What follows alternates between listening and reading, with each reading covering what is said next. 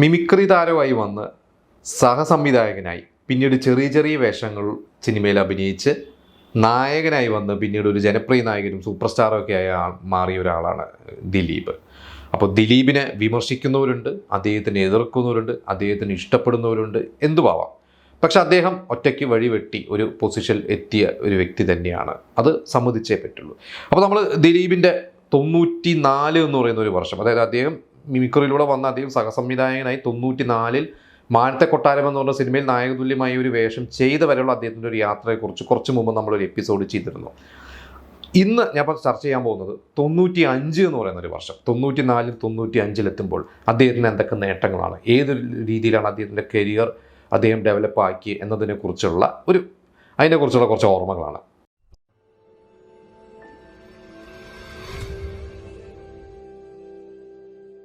ഇപ്പം ഇതിൽ ആദ്യം ഒരു സിനിമ എന്ന് പറയുന്നത് തിരുമനസ് എന്ന് പറയുന്ന ഒരു സിനിമയാണ്. ആ ഒരു വർഷം ഇറങ്ങിയ ഒരു സിനിമ. അത് ശരിക്കും സായികുമാറാണ് അതിൻ്റെ നായകനായിട്ട് അഭിനയം. അശ്വതി ഗോപിനാഥ് എന്ന് പറയുന്ന ഒരു സംവിധായകനാണ് അദ്ദേഹം. എനിക്ക് തോന്നുന്നു കമലിൻ്റെ ഒക്കെ അസിസ്റ്റൻ്റ് ആയിരുന്നു. ഈ പറഞ്ഞൊരു ദിലീപൊക്കെ വർക്ക് ചെയ്യുന്ന സമയത്ത് ഇവരെക്കാട്ട് സീനിയറാണ് പ്രായം കൊണ്ട്. കമലിൻ്റെ ഒരു സുഹൃത്താണ് അദ്ദേഹം, ഒരു മാഷാണ്. അങ്ങനെ അദ്ദേഹം ഡയറക്റ്റ് ചെയ്ത ഒരു സിനിമയാണ്. അതിൽ ദിലീപ് ചെറിയൊരു ഗസ്റ്റ് റോൾ എന്ന് പറയാം. പക്ഷേ ദിലീപ് അതിൻ്റെ ഒരു ഭാഗമായി. ആ സിനിമ പക്ഷേ ശ്രദ്ധിക്കപ്പെട്ടൊന്നുമില്ല. പക്ഷേ ആ വർഷം ശ്രദ്ധിക്കപ്പെട്ട കുറച്ച് സിനിമകളുണ്ട്. അതിൽ പ്രധാനമായിട്ടുള്ള ഒരു സിനിമ എന്ന് പറയുന്നത് ആലഞ്ചേരി തമ്പുഴാക്കൾ എന്ന് പറയുന്ന സിനിമ. അത് 95 വിഷുവിനാണ് തിയേറ്ററിൽ ഇറങ്ങി. അന്ന് കുറേ വമ്പൻ സിനിമകളൊക്കെ ഇറങ്ങുന്നതിൻ്റെ കൂട്ടത്തിൽ സ്ഫടികവും മഴയത്തും മുമ്പേക്ക് ഇറങ്ങിയ കൂട്ടത്തിൽ ഇറങ്ങിയ ഒരു സിനിമയാണ്. അതിൽ നമുക്കറിയാം, അതിൽ നരേന്ദ്രപ്രസാദും നെടുമുടി വേണുവാണ് കേന്ദ്ര കഥാപാത്രങ്ങൾ. അവർ 2 സുഹൃത്തുക്കൾ, ഒരാൾ ഭാഗവതരും ഒരാൾ കളരി ഗുരുക്കളും. അതിൽ ഇവർക്ക് എല്ലാവർക്കും 5 മക്കളുണ്ട്, ആൺമക്കളുണ്ട്. അതിൽ ദിലീപും നാദൃശയും പിന്നെ കുറേ പേരുണ്ട് ആ ഒരു സിനിമ എടുത്തു കഴിഞ്ഞാൽ. പക്ഷെ അതിൽ ദിലീപാണ് ഈ കൂട്ടത്തിൽ ഇത്തിരി സ്കോർ ചെയ്തത്. നമ്മൾ സൈന്യം എന്ന് പറയുന്ന ഒരു സിനിമയെക്കുറിച്ച് പറഞ്ഞിരുന്നു.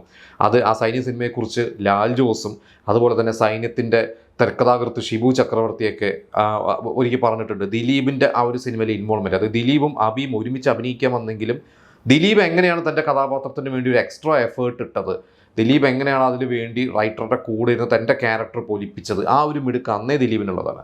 അതേപോലെ തന്നെ ഒരുപക്ഷെ ദിലീപ് അങ്ങനെ ഒരു പൊലിപ്പിച്ച ഒരു സിനിമ തന്നെയാണ് ആലഞ്ചേരി തമ്പുഴാക്കൾ.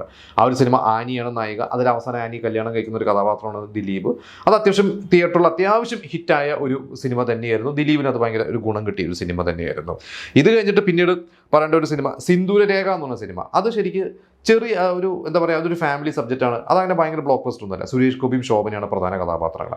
അതിൽ പക്ഷേ ദിലീപ് അതിൽ സുരേഷ് ഗോപിയുടെ ഫ്രണ്ടായിട്ട് ദിലീപും ഹരിശ്രേഷ് ശോഭന. ആ സിനിമ നിങ്ങൾ പലവരും കണ്ടിട്ടുണ്ടോ എന്ന് അറിയില്ല. ഇന്നത്തെ ജനറേഷൻ ചിലപ്പോൾ കണ്ടിട്ടുണ്ടാവില്ല. കുറേ നല്ല പാട്ടുകളുള്ള ശരത്തിൻ്റെ മ്യൂസിക്കൽ സിനിമയാണ്. പക്ഷേ ദിലീപിൻ്റെ ചില ഹ്യൂമർ സീൻസ് ഒക്കെ ഉണ്ട് ആ സിനിമയിൽ.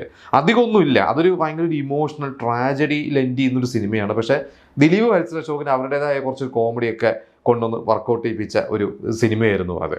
പിന്നെ ഈ പറഞ്ഞ പോലെ വൃദ്ധന്മാരെ സൂക്ഷിക്കുക എന്ന് പറഞ്ഞ സിനിമ. വൃദ്ധന്മാരെ സൂക്ഷിക്കുകയും ഇവർ ജയറാമും ഖുഷ്ബുവാണ്. അതിൽ നമുക്കറിയാം കുറേ വൃദ്ധന്മാരുണ്ട്. ആ വൃദ്ധന്മാരുടെ ഇടയ്ക്ക് ഈ പറഞ്ഞ പോലെ തന്നെ ജയിലിൽ നിന്ന് കോടതിയിലേക്ക് ജഗദീഷ് ശ്രീകുമാറിൻ്റെ കഥാപാത്രം, പോലീസ് കഥാപാത്രം കൊണ്ടുപോകുന്ന വഴി ചാടിപ്പോകുന്ന 2 തടവ് പുള്ളികൾ, കള്ളന്മാർ, ഹരിശ്രേഷ് അശോകനും ദിലീപും. അവർ 2 പേരും പിന്നീട് വേഷം മാറി അവിടെ വന്നിട്ട് അവരുടെ ഒരു പൂണ്ട് വിളയാട്ടുണ്ട്. അതായത് കോമഡിയൊക്കെ വേറൊരു തരത്തിലുള്ള കോമഡിയൊക്കെ അവർ കൊണ്ടുവന്ന് അവരുടേതായ ഒരു സ്പേസ് ഉണ്ട്. നമുക്കറിയാം ദിലീപും ഹരിശ്രേഷ് അശോകനും അവരുടെ ഒരു ടൈമിങ്, അവർ 2 പേരും സ്ക്രീൻ തിയേറ്ററല്ല സ്റ്റേജിൽ പെർഫോം ചെയ്യുന്നവരാണ് അവരൊക്കെ. അവിടുന്ന് അങ്ങോട്ട് അവർ 2 പേരുടെ ഒരു റാപ്പോ ശരിക്കും നമ്മൾ കണ്ട സിനിമകളായിരുന്നു. പിന്നീട് നമുക്കറിയാം പറക്കുന്തളികയും മീശ മാധവനും CID മ്യൂസിക്കൊക്കെ നമ്മൾ കണ്ടിട്ടുണ്ട്. പക്ഷെ ഇതിൻ്റെ തുടക്കകാലത്ത് ജയറാം നായകനാകുമ്പോൾ അപ്പുറത്ത് വന്ന് പൂണ്ട് വിളയാടിയ ഒരു സിനിമ തന്നെയായിരുന്നു ഈ പറയുന്ന വൃദ്ധന്മാരെ സൂക്ഷിക്കുക. പിന്നെ 3 Men Army എന്ന് പറയുന്ന ഒരു സിനിമ, അതും ഈ പറഞ്ഞ പോലെ അന്നത്തെ ഒരു ലോ ബഡ്ജറ്റ് സിനിമകളുടെ ഒരു ഹിറ്റ് മേക്കറായിരുന്നു നിസാർ. അദ്ദേഹം ഇതിൽ ഇന്ദ്രൻസും ദിലീപും ഈ പറഞ്ഞ പോലെ ഹരിശ്രേഷ് ശോഭനും. അതിൽ ഈ പറഞ്ഞ പോലെ തന്നെ എന്താ പറയുക, പ്രേംകുമാറാണ്. ഹരിശ്രേഷ് ശോഭനല്ലേ, പ്രേംകുമാറാണ് അതിൽ. എനിക്ക് തോന്നുന്നു ഹരിശ്രേഷ് ശോഭനുണ്ട്. ഹരിശ്രേഷ് ശോഭൻ അതിലൊരു എനിക്ക് തോന്നുന്നു ഒരു ബ്രോക്കറായിട്ടൊക്കെയാണ് ഹരിശ്രേഷൻ ചെയ്തിരിക്കുന്നത്.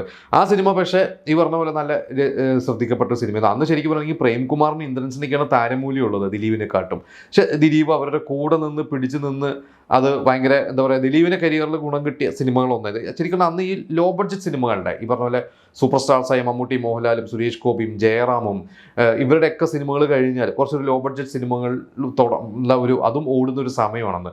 ഈ ജഗദീഷ് സിദ്ദിഖിൻ്റെ ഒരു സിനിമകളുടെ ഒരു ഒരു കാലം ഉണ്ടായിരുന്നു. നമുക്കറിയാം മിമിക്സ് പരേഡും കാസർഗോഡ് കാതർബായും ഒക്കെ ഉള്ള സിനിമകൾ. അത് 91 മുതൽ അത് 94 വരെ അത് പോയി. പിന്നെ 95 ശ്രദ്ധിച്ചു കഴിഞ്ഞാൽ ജഗദീഷും അപ്പുറത്തുണ്ട്, ഹീറോ ആയിട്ടൊക്കെ ചെയ്യുന്നുണ്ട്. പക്ഷെ കൂടുതൽ സിദ്ദിഖ് അന്ന് കൂടുതൽ ക്യാരക്ടർ റോളുകളിലേക്കും വില്ലൻ റോളുകളിലേക്കൊക്കെ മാറി. പക്ഷെ ആ ഒരു സ്പേസ് പണ്ട് ജഗദീഷ് സിദ്ദിഖ് പോലെയായിരുന്നു. പിന്നീട് ഈ പറഞ്ഞ പോലെ ദിലീപ്, ഹരിശ്രീ അശോകൻ അവരുടെ സിനിമകൾ, പ്രേംകുമാർ വന്നു, പ്രേംകുമാറിൻ്റെ സിനിമകൾ, അങ്ങനെയൊക്കെ വന്നിട്ട് രസമുള്ള ഒരു കാലഘട്ടമായിരുന്നു ശരിക്കും അത്. തിയേറ്ററിലും പിന്നീട് ഈ പറഞ്ഞ പോലെ A സെൻറ്റേഴ്സിൽ അല്ലെങ്കിൽ പോലും B സെൻറ്റേഴ്സിലും C സെൻറ്റേഴ്സിലും പിന്നീട് അതിൻ്റെ ഒരു കാസറ്റ് ഇറങ്ങുമ്പോൾ കാസറ്റിന് വിൽപ്പന വരിക, അങ്ങനെയുള്ള ഒരു കാലഘട്ടമായിരുന്നു അത്. അപ്പോൾ പറഞ്ഞു വന്ന ഈ പറഞ്ഞ 3 Men Army, വൃദ്ധന്മാരെ സൂക്ഷിക്കുക, പിന്നെ കൊക്കരകോ എന്ന് പറയുന്ന സിനിമ, കാക്കയ്ക്കും പൂച്ചയ്ക്കും കല്യാണം. കൊക്കരകോയിൽ ശരിക്കും വിജയകുമാറാണ് നായകൻ.